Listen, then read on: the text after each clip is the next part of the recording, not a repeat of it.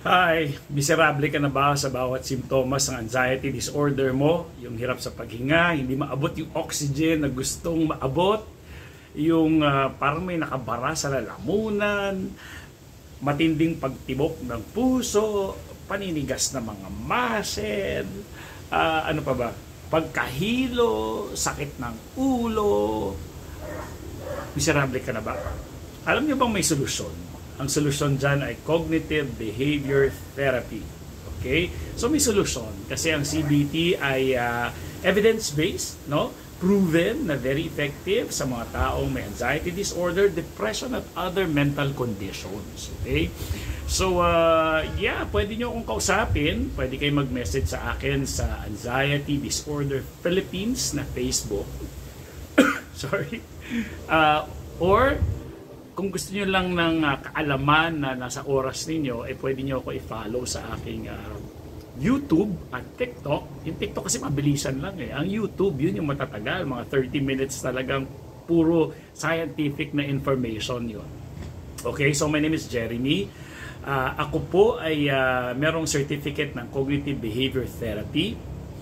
At ako po ay graduate. Tagat ko yung dila ko. At ako po ay graduate ng psychology. Pero okay? Klaruhin lang po natin, hindi po ako doktor.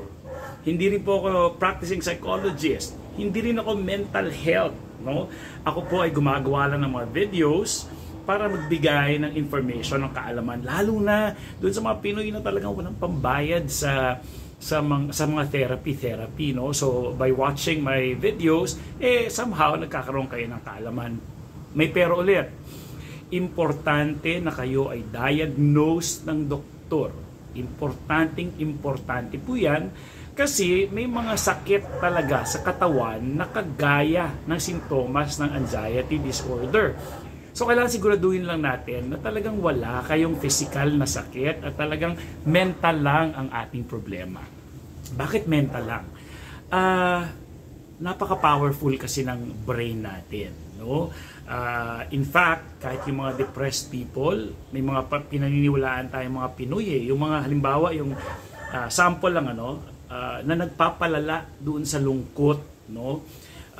Yung iba siguro baka hindi matanggap yung sasabihin ko or baka hindi nila maintindihan yung ibig ko sabihin, pero I am coming from yung power nung construct mo, yung language mo, yung ginagawa mong storya na nagpapalala sa anxiety and depression. Halimbawa, meron akong follower, sabi niya, actually hindi follower ko naririnig ko rin talaga yon at alam ko yon, naintindihan ko yun, yung halimbawa namatay yung anak.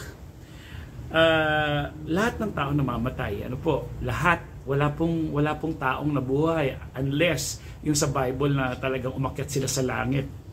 Sino ba yon? Si Saul? Basta hindi ko na kung sino mga umakyat. Basta umakyat sila. Jesus Christ, talaga umakyat sa langit yan. Meron pa yung sa chariot, kinuha siya anyways. So, the point is, no, kung tayo yung mga taong hindi dun sa Bible, no, lahat po tayo namamatay. So magugulat kayo, may bata, wala ring edad na pinipili. Okay? Pero may statistics na usually ang mga namamatay, yung may mga talagang may sakit, matanda na, kadalasan yun talaga ang statistics na matataas. Yung may sakit, kahit nung COVID, nung time na yon, ang mga namamatay ay yung mga matatanda na may edad na talaga at talagang may sakit, may comorbidity.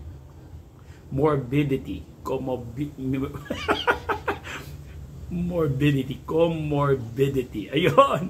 So, matanda na at may sakit pa. So, ang statistics natin, pag nagkakaedad tayo, mas malaki yung chance na mamatay tayo sa edad na yon, sa matanda na. Ganun talaga. So, bakit? Sa science din, pag bata ka, malakas ang immune system mo.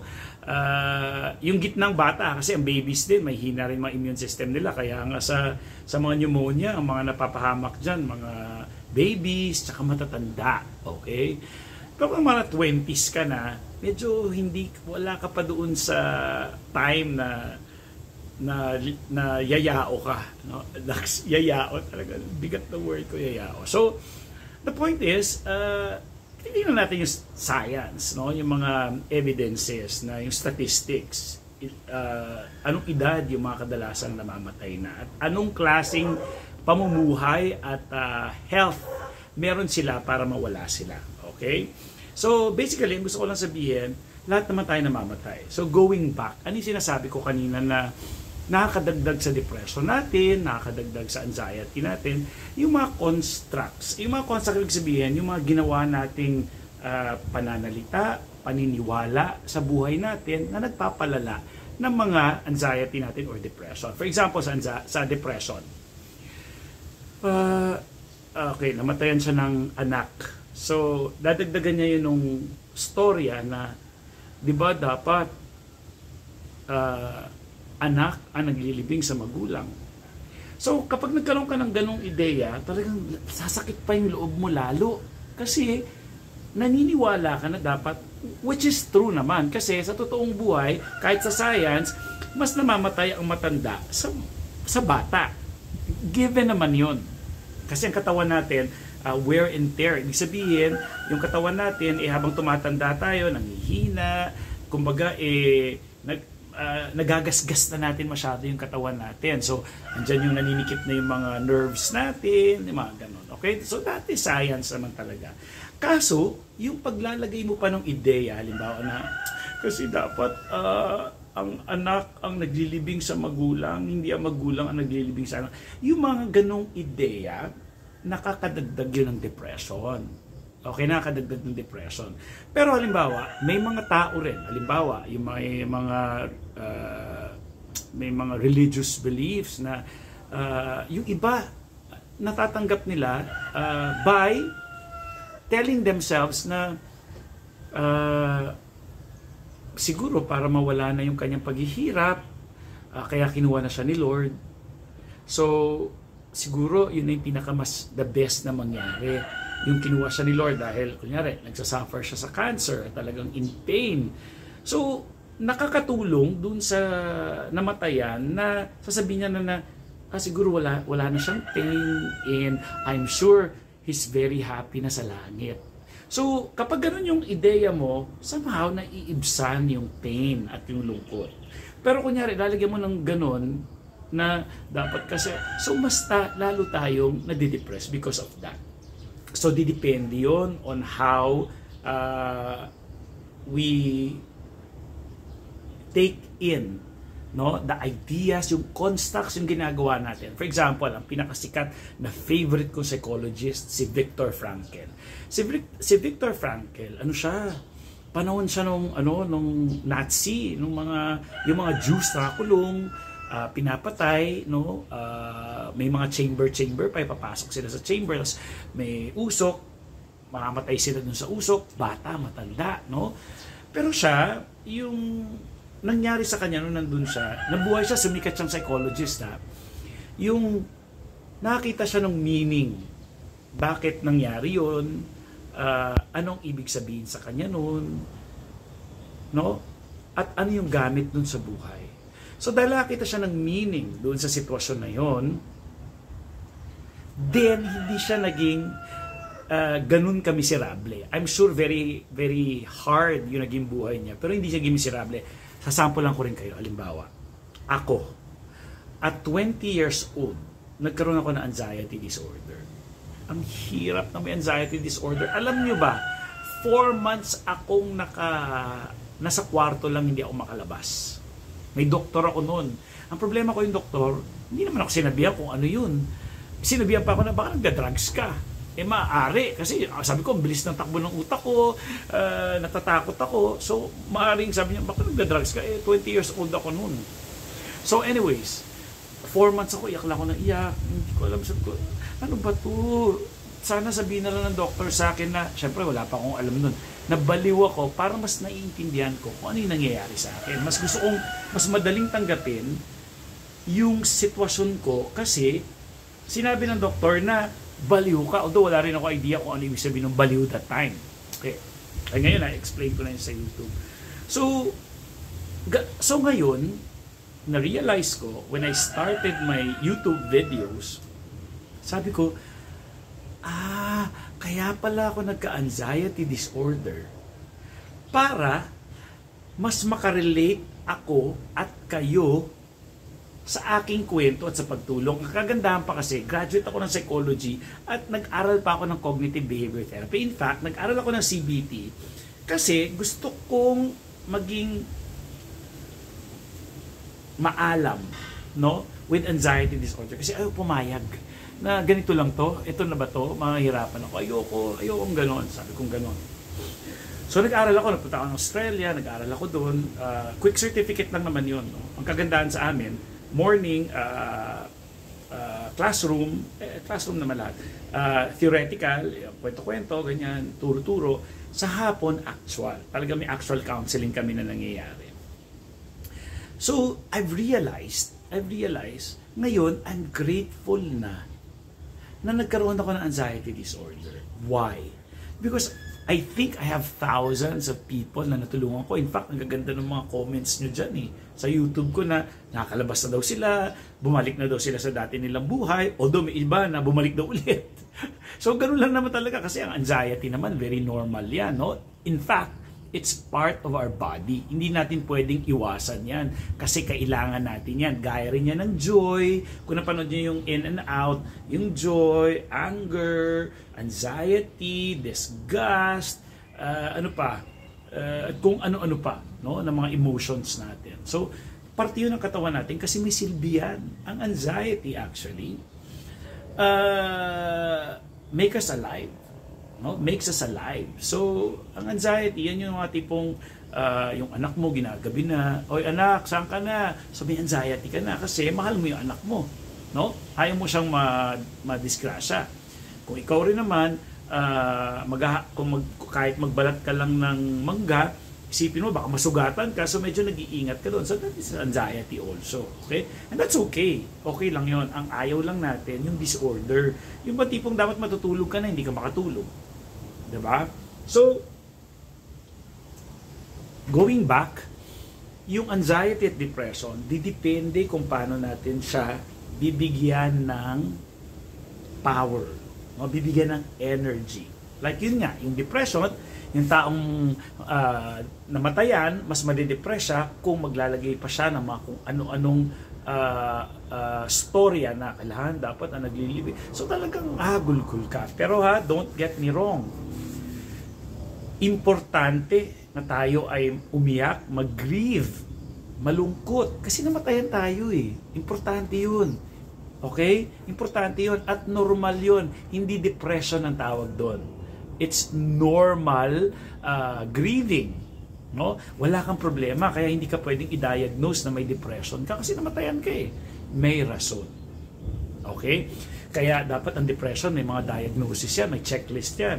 Ito ba, gano'n nakatagal? Wala bang problema? Ganyan, ganon.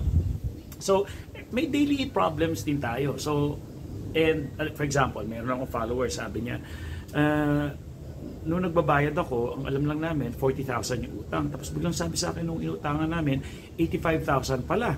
So, paano ko ba masasolve yung anxiety ko na kasi ganun yung problema ko? Sabi ko, solusyonan mo. Yun lang yung solusyon. Kasi may utang ka eh. So, may problema talaga. So, normal yun na anxiety. So, para masagot mo yung anxiety, solusyonan mo. Maraming paraan. Halimbawa, sabi ko sa kanya, kausapin mo. Ano nangyari? Ba't ganun? Kala ko ba ganito? So, kailangan magkaayos kayo. Ngayon, nakita mo na, talagang 85,000 pala. Nagpapagawa ata ng bahay. Kailangan pala, 85,000 talaga utang ko. Pwede kausapin mo siya. Kung problema ka, pwede bang bayaran namin sa ganitong panahon, bla bla bla bla. Pwede kung umuo, edi solve na yung problem mo. So, lagi may solusyon. So, all you have to do is talk to them, find the solution, upuan nyo, pag-usapan ninyo. So, may solusyon. Diba? So, sabi ko sa kanya, hindi ko pwedeng bigyan kita ng anything. Baka sinasabi niya na porkit nakakausap niya ako, may solusyon. Hindi. Ang solusyon is bayaran kung talagang may utang kayo. Sabi ko nga, kung halimbawa 1,000 ang utang mo, magbayad ka muna ng 100. Kausapin niyo yung tao, baka pumayag naman. At kung pumayag, edi wala nang problema. Kadalasan kasi, tayo lang yung gumagawa ng problema sa utang natin. Okay, tayo lang. Ala, hindi ko mabayaran yung utang ko. Turns out, kapag kinausap mo pala yung tao na maayos, naging honest ka na talagang hirap kami sa buhay, pero promise ko sa'yo, every week magbabayad ako ng 200 pesos. Okay lang ba yun? Aba, kung ako yung tao na yon, kesa hindi to magbayad, o sige, okay na, basta ha, every week magto 200 ka. O di tapos na yung problema. Minsan kasi pinapangunahan tayo na hindi mo gagalit sa akin, yung mag-aaway kami, etc. etc. Hindi nyo pa nasusubukan. Okay? Kasi yung tao na yan, mag-iisip din, teka lang, kesa sa hindi magbayad sa akin to, at least, kinausap niya ako, magbabayad daw siya every week ng 200. So, kailangan, gawan muna natin ng paraan, at hindi natin pangunahan, na baka ganito, baka ganito. Yun yung mga negative thinking na. Okay? So, the idea is solutionan. Okay? So, ito na nga. So, yun na. Now, ngayon, nung nagkaroon ng anxiety, imbis na, ayoko to, bakit ako, mabait naman ako, sakristan ako dati, nagkukoyer ako sa simbahan, pero bakit sa akin nangyari to? Turns out, I'm doing my vlog now, ilan na yung subscribers ko, parang 14,000 ata sa YouTube, at sabi ko nga, isa lang matulungan ko, ayos na eh, no? Pero ngayon, 14,000, umaakyat pa. Actually, parang mag-15,000 ata. Yung TikTok ko parang sa mga 30,000. So, di ba? So, nagmo-monetize na rin ako. Parang nakatanggap ata ako ng 5,000 every 3 months. Parang 5,000 ata every 3 months. Yan ay kung gumagawa ako ng video. Ha? Kapag hindi, wala. Ano ka nga. Pero okay lang yun. Basta importante, nakakatulong ako. So, yun, no? Yun yung ideya. So, may solusyon tayo. Okay? So, ito na yung pinaka-importanting dalawang bagay na dapat ninyo maintindihan kung kayo ay miserable sa inyong mga simptomas. Nagbabago-bago yung kulay, no? Kasi yellow yung ilo ng susunod. Kulay-pula ko. Okay. So, anyways, ito na. Yung una is yung tinatawag na neuroplasticity. Neuroplasticity. Okay, dalawang pinanggagalingan ng neuroplasticity, pwedeng negative, pwedeng positive. Okay? Ganito yung kwento ng neuroplasticity. Kung ikaw ay nag-aaral ng piano at everyday ka nagpa-piano, no? Magiging dalubhasa ka kung 20 years ka na, kunyari, sabihin natin 25 years old ka na ngayon, nag-aral ka ng mga 8 years old ka pa lang, edi ilang years ka na nag-aaral ng piano, tapos araw-araw, I am very, very, very sure, no? At talagang may teacher ka, at talagang yung tamang pag-aaral, I am very, very sure, magaling ka na mag-piano. Kasi everyday. No, everyday. Kasi tayo, natututo tayo by repetition. Paulit-ulit. Gaya ng sinasabi ko, nung bata tayo, kung magsusulat tayo ng letra, natututo tayo na, let's start with letter A. Puro A. A. Baka 3 araw, puro A lang. Puro A. Sunod na fourth day, puro B. Puro B. So, that's everyday na tayo nagsusulat. So ngayon ba nag-iisip ka pa kung paano isulat pangalan mo? Hindi na, 'di ba? Kahit nakapikit, kahit saan pwede mo isulat, kahit dito sa ere pwede ko isulat pangalan ko eh. No? Hindi na ako yung A, B. It is because paulit-ulit na 'yon simula nung bata ako. Gaya rin ng multiplication table. 1 times 1 equals 1, 1 times 2 equals 2, 5 times 5 equals 25. So, ngayon pag tinanong ka, 6 times 6, 36. Gaganon ka pa ba? 6 times 1 equals 6. 6 times 2 equals 12. Hindi na eh, di ba? So ngayon, sasabihin sa'yo, 6 times 6, 36. 5 times 5, 25. 9 times 9, 81. Hindi ka na nag-iisip, automatic na siya. Ganon ang ginagawa mo sa anxiety disorder. Dahil araw-araw kang natatakot at masarap na sarap kang ikwento, sarap na sarap kang ireklamo yung muscle ko. Ala, mamamatay na ako, masostroke ako, etc. etc. etc. Ganun din siya. Kaya mahirap siyang tanggalin. Kasi inuulit-ulit mo repetition. So, paano ko hindi ulitin? Importante ang kaalaman. Importante ang kaalaman. Ito yon, dito niyo nakikita yon. Hindi lang sa akin. I'm hoping na may mga pina-follow kayong psychologist, psychiatrist, mga scientist, neuroscientist, urologist, mga ganun. Yun, no, basta science, ha? Huwag kayong makikinig lang kani-kanino, ha, na hindi credible. Delikado yan. No? Delikado yan. So, dapat mga tipong, yung credible, importante yun. Kasi, basta, may iba, kakain ka lang daw ng malunggay, kakain ka, hindi po ganun eh. Kailangan science tayo, no? Kailangan science tayo. So, balik tayo. Dahil ginalingan mo na, everyday, automatic na sa katawan mo yon. Gaya rin ng pagpapiano mo, hindi mo na kailangan mag-isip. Parang driving. Nagda-drive ka ng motor o ng kotse. Dati talagang iniisa-isa mo pa. Paano ba yung manubela? Paano ba yung stick ko? Yung aking cambio? Paano ba yung gas ko? Paano ba yung... Ngayon, hindi. Pag umupo ka, drive ka na. Alam mo na kung saan pupunta. Ako nga, nagwa-vlog pa ako habang nagda-drive. So, habang nagda-drive ako, nakipag-usap ako sa inyo.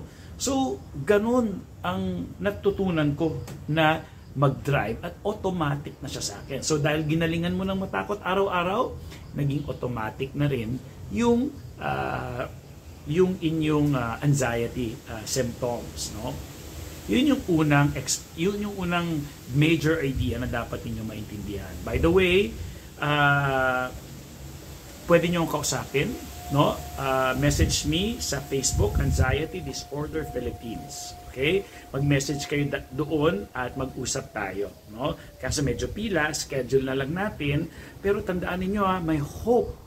Unahin ninyo ang mental health ninyo kasi apektado yung quality of life natin. Na imbis nag-enjoy tayo with friends and family, nandun tayo sa kwarto, natatakot tayo na may solusyon naman. Okay? Huwag po tayo magtipid doon. Kailangan natin tratuhin siya na parang may sakit. No? Kung ikaw ay halimbawa, meron kang appendicitis, kailangan mo talaga pumunta ng ospital para matanggal yung appendicitis mo. Diba? So, huwag nyo pong titipirin yung inyong sarili. Okay? At magtanong kayo kung magkano kasi baka nasa isip nyo mahal. In reality, mahal po talaga. Pero,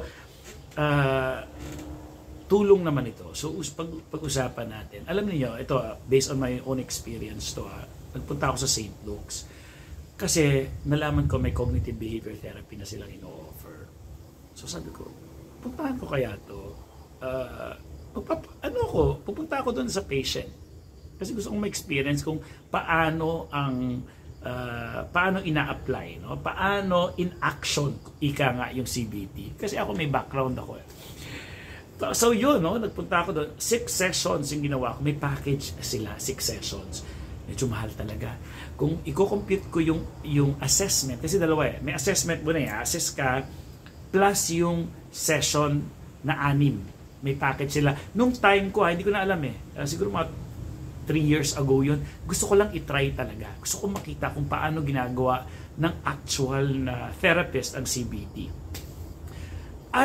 Pero umamin din ako sa kanya. Siguro mga 3rd session, umamin na ako sa kanya. Sabi ko, pasensya ka na. Pero legit pa rin naman kasi nagkaroon ako ng anxiety disorder. Pero gusto ko lang makita talaga, amin na ako sa'yo, nag-aral ako ng CBT, nag-aral ako sa Australia mismo. Nag-aral siya sa US online. Online lang siya. Sabi ko, ako nag-aral pa ako, nagpunta pa ako ng Australia. Parang nung time na yon. Kasi bago lang siya nung COVID na Okay. So anyways, mahal, no? I hope hindi. Pero i-check nyo muna, nung time ko lumalabas, yung assessment, tsaka mismong session na 6, lumalabas parang mga 6 plus. Mga 6 plus. Doon sa 6 na yon. Kasama na assessment doon 6 plus, 6,000 plus. Okay? So, ganun kamahal kasi talaga naman magaling ang CBT. Okay? So, ako, kung gusto nyo kausapin, mag-message kayo sa akin. Try nyo. Malay nyo. Nagbibigay ako na libre doon sa mga wala talaga. Yung mga estudyante na mahirap talaga, no? Kahit yung mga yung talagang walang-wala. Meron din ako mga followers, kahit nga mga Grab driver, may mga followers akong ganun. Nagbabayad sila. Pero isipin ninyo, Grab driver sila pero nagbabayad sila. Ang tanong, magkano kaya yun? So, ganun lang yun. Tulungan tayo, di ba? Anyways, alam niyo kung mayaman lang talaga ako, bibigyan ko ng libre. Kaya nyo, tatakbo ako sa Senado. Gagawin ko libre yan, yung mga mental health. Ano muna tayo? Ipon muna tayo ng mga followers natin. Mali mo, tumakbo nga talaga ako, no? Kasi importante sa akin yung mental health, no?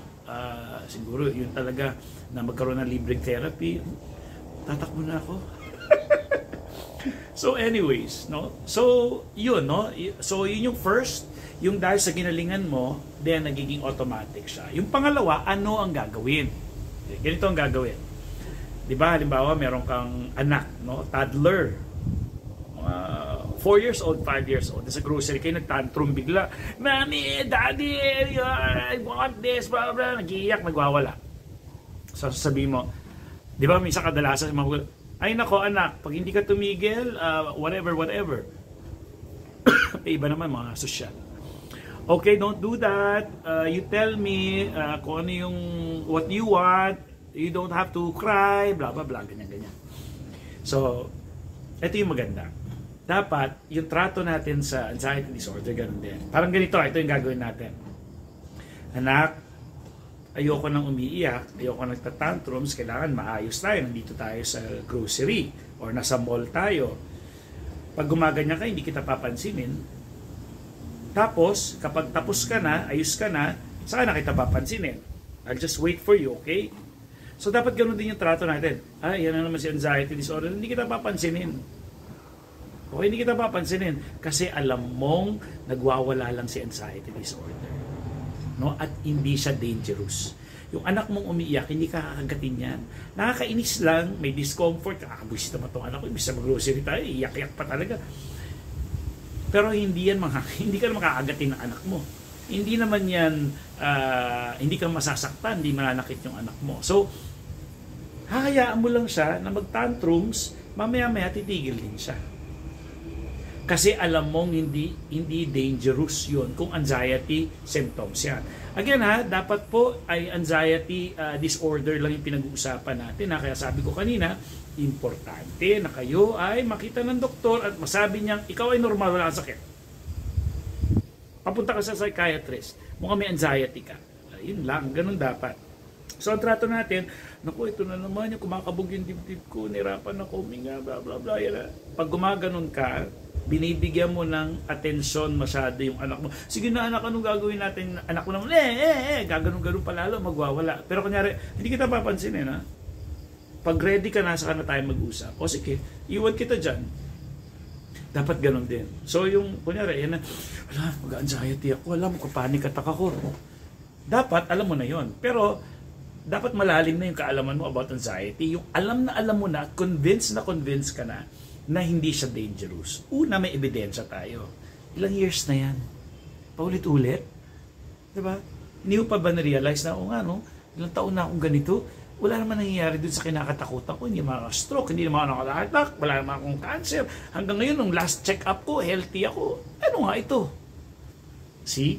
Kulang lang tayo sa kaalaman. So, dapat maalam kayo. So, again, yung panoorin nyo lang yung aking YouTube, no? At kung gusto niyo ako makausap, you message me sa Anxiety Disorder Philippines Facebook. Paano mahanap yun? Makikita niyo yung aking certificate doon. Okay? Yun talaga yung nakabalandra doon, yung certificate ng Cognitive Behavior Therapy. Kasi importante yun, no? Dapat credible tayo, no? Okay? So, meron din, may kukwento ko sa inyo. Yung isang follower ko kahapon, so nag-message siya sa akin, eksakto, Sunday kahapon. At today, Monday, naka-leave din ako. Kaya sabi ko, sarap lang makipag-usap ngayon sa mga tao. So, minessage ko yung iba na, sige, libre ako ngayon. Gusto mo na ngayon na tayo? Sige, okay. Sabi niya, sir, kala ko scam kayo. Kasi nung sinabi mong, binigyan mo ako ng isang account mo, kasi binibigay ko yung personal account ko, doon usually nag-uusap. Okay? Kasi hindi makapag-usap ata kapag dun sa page ko na Anxiety Disorder Philippines. So, doon kami nag-usap, kala ko scam na, coach, ganyan. Sabi ko, hindi naman. So, yun na nga. Okay? So, usually, ang CBT, mga 12 sessions yan. Pero base on my experience at the way you understand things, ako sa experience ko 4 lang na session, ayos na yung tao. Nabigyan na siya ng tamang. Kanina, takot siya sa BP niya. Although pinaliwanag ko na sa kanya kung bakit hindi dapat matakot sa blood pressure. Hindi porket mataas ang blood pressure mo, high blood ka na. Actually, may nakita akong TikTok na doctor kanina Ang tanong sa kanya, Dok, dahil tumataas yung BP ko sa anxiety ko, hypertensive na ba ako? Sabi ng doctor, hindi po. Okay? Pero, kung madalas na yan, kailangan talaga makontrol yan. Kasi kung nagiging parang pang day-to-day mo na talaga yan, medyo high blood ka na nga nun. Kasi ang iniiwasan natin yan. Kasi ang blood pressure kasi tataas pero magno-normal din siya. Okay? Pero okay, magpa-problema dun ha. Talagang kaya ng katawan natin ang blood pressure hanggat hindi ka diagnosed na hypertensive ha. Kung anxiety lang, nag-heal din tayo pag natutulog tayo sa gabi. So, not necessarily porket mataas ang inyong BP at dahil may anxiety disorder ka, hypertensive ka na. May rason kung bakit tumaas yung BP at may solusyon, may control. Okay? Dapat diagnose ng doctor. Please share the video. I hope nakatulong ako sa inyo and please message me. Okay? Bye. Thank you.